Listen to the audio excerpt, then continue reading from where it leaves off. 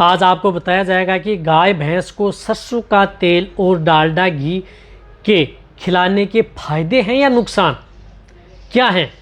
बहुत इस तरह के जो डेयरी फार्मर हैं या पशुपालक हैं मेरे पास बार बार इस तरह से कमेंट्स कर रहे थे कि सर आप इन पर एक वीडियो बनाएं, हम आपकी जानकारी राय लेना चाहते हैं।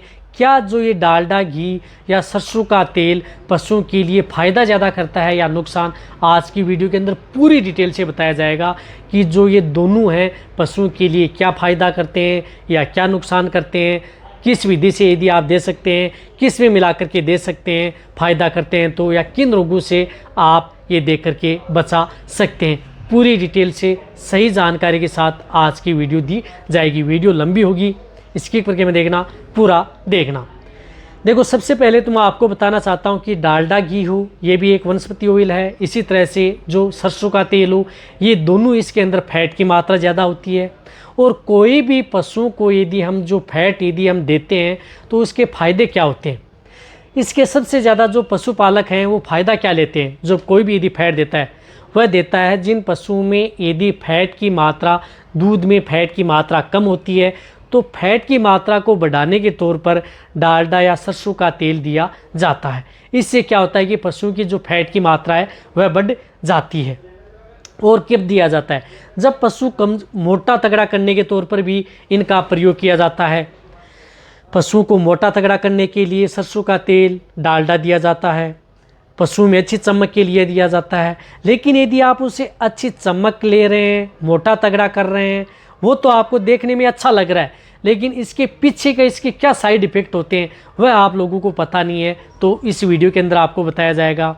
रही बात बहुत से इस तरह के जो पशुपालक हैं या डेयरी फार्मर हैं, वो क्या करते हैं कि जो डालडा घी आता है उसको प्रेगनेंसी स्टेज के लास्ट ट्राइमेस्टर में, ब्याने वाली स्टेज में 1 से 1.5 महीने पहले वो सबसे ज़्यादा उन पशुओं को डालडा घी खिलाते हैं।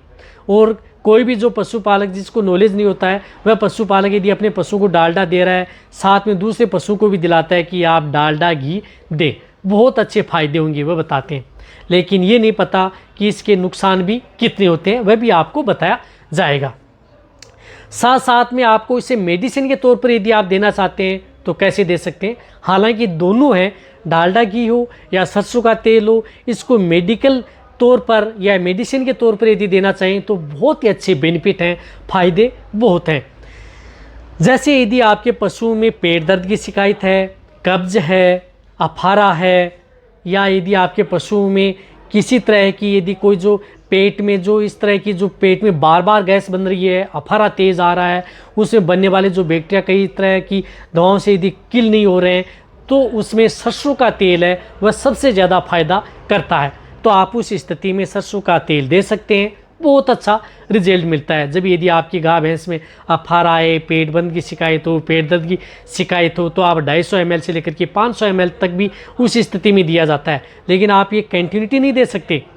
इसी तरह से यदि आपके पशु में जिस तरह से डायरिया हो गया, दस्त हो गए पशु में, आपने कई दवा दे दी फिर भी पशुओं के दस्त नहीं रुक रहे हैं, तो कई बार क्या होता है कि जो इंटेस्टाइनल है वह उसमें घुमाव आ जाता है। तो उस स्थिति में क्या होता है कि सरसों का तेल है वह दिया जाता है। दवा से कई बार इस तरह की दिक्कतें हैं वो ठीक नहीं हो पाती हैं, तो सरसों का तेल देने से पशुओं की जो दस्त हैं वह रुक जाते हैं। ऐसा नहीं है कि नॉर्मल जो दस्त हो रहे हैं उसमें यदि आपने सरसों का तेल दिया तो उससे क्या है कि कई बार ज़्यादा भी हो जाता है। लेकिन इस तरह की आंत में घुमाव है या इस इन्फेक्शन की तौर पर यदि देते हैं तो सरसों का तेल 50 ml दिया जाता है। वह भी 50 ml, जिनमें बॉडी वेट जाता है उसमें 100 ml, 50 से 100 ml पर डे के हिसाब से लगातार 3 दिन से ज़्यादा हम उस पशु को सरसों का तेल नहीं दिलाते। 3 दिन में उसको रिजल्ट हमें पता लग जाता है, तो वहाँ पर इसमें बहुत अच्छा फ़ायदा है। डालडा घी का हम उसमें बिल्कुल भी प्रयोग नहीं करते। रही बात सरसों का तेल उन पशुओं को दिया जाता है जिन पशुओं में यदि दूध की मात्रा बढ़ानी है तो सरसों का तेल दूध की मात्रा बढ़ाने के तौर पर भी दिया जाता है। कब दिया जाता है, जब यदि आप अपने पशुओं को कंटिन्यूटी तो बिल्कुल भी नहीं देना चाहिए। जो तेल की मात्रा है, जिसके अंदर वसा है, फैट है, वह कभी भी आप उस पशु को कंटिन्यूटी तो दे ही नहीं सकते। कंटिन्यूटी देंगे बहुत ही साइड इफेक्ट देखने को मिलेंगे। तो सरसों का तेल आप सप्ताह में 2 बार या 3 बार आप अपने पशु को दे सकते हैं। वो भी कितना, बड़े पशु में 50 ml, से ज़्यादा आपको नहीं दे सकते। ये क्या करता है कि उस स्थिति में नहीं तो आपके पशु में जो रुमन के अंदर किसी जाके लेयर बनाएगा, नहीं लीवर पर जाकर के कोई लेयर बनाएगा, ये आपके पशु में होने वाले नहीं। आपके पशु में जो रुमन में जो माइक्रोफ्लोरा की संख्या है, जो पशुओं के पाचन के लिए बहुत ही अन्य रोगों से बचाव के लिए उनको डिस्टर्ब नहीं करेगा। लेकिन डिस्टर्ब कब करता है, आपने देखा होगा कि जब यदि पशु में तेज़ अफार आ जाता है, उसमें हम पशु को एक साथ जो सरसों का तेल दिलाते हैं तो कई बार पशु 1 से 2 दिन तक खाना नहीं खाता है। वह क्या करता है कि रुमन में जो माइक्रोफ्लोरा है उनको डिस्टर्ब यानी एब्सेंट कर देता है, उनको किल कर देता है। तो उसके बाद में पशु 2 से 3 दिन खाना नहीं खाता है। लेकिन फिर यदि वो अपना काम करना स्टार्ट कर देता है तो पशु खाना स्टार्ट कर देता है। समझ गए आप? देना कैसे है, लगातार नहीं देना। कभी भी सरसों को तेल को आप पानी में मिला करके नहीं देना। सरसों को तेल जब भी देते हैं तो उसके बाद में पशु को पानी नहीं पिलाना। पहले पानी पिला दिया, उसके बाद में आप 1 से 2 घंटे बाद में आप उसको दे सकते हैं। इस बात का आपको जरूर ध्यान रखना है। कहने का मतलब है कि किसी भी तरह के लिक्विड में आपको सरसों का तेल नहीं मिलाना है। जो यदि बांट दे रहे हैं, जो यदि आपने बांट राना है या जो बांट यदि जो दाना मिश्रण मिला करके पशु को दे रहे हैं, उसे मिला करके आप पशुओं को दे सकते हैं। ये तो हैं इसके फायदे।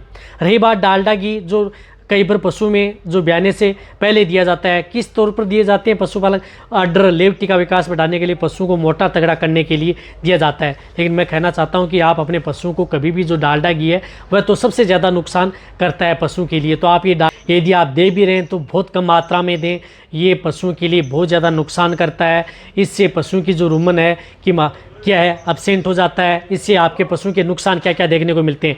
आपका पशु बांझपन की शिकायत में जा सकता है, आपका पशु हीट में नहीं आता। रही बात आपके पशुओं में जो भूख है वह नहीं लगती, सिंपल इंडाइजेशन के केस में चला जाता है। रही बात आपका पशु की जो रुमन में होने वाली अन्य जो क्रियाएं हैं उनको भी ये डालडा है वह रोक देता है। तो आप अपने पशुओं को जो डालडा यदि दे रहे हैं वह यदि आपका पशु चिकित्सक यदि आपको बता रहा है तो उस विधि से देना है।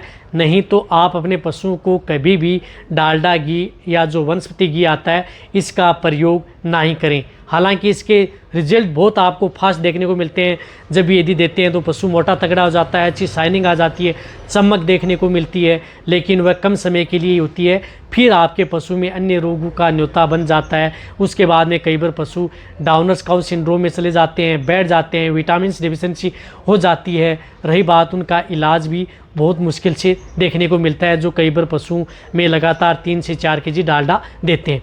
तो आप कहने का मतलब है कि जो डॉक्टर यदि आपको दिला रहे हैं 1 से 2 दिन तो आप दे सकते हैं। कंटिन्यूटी आप कभी भी आप कोई भी वसीय तेल हैं उनका प्रयोग भूल कर भी पशु में कंटिन्यूटी न करें। इसके फायदे कम होते हैं, नुकसान सबसे ज़्यादा देखने को मिलते हैं। कहने का मतलब ये।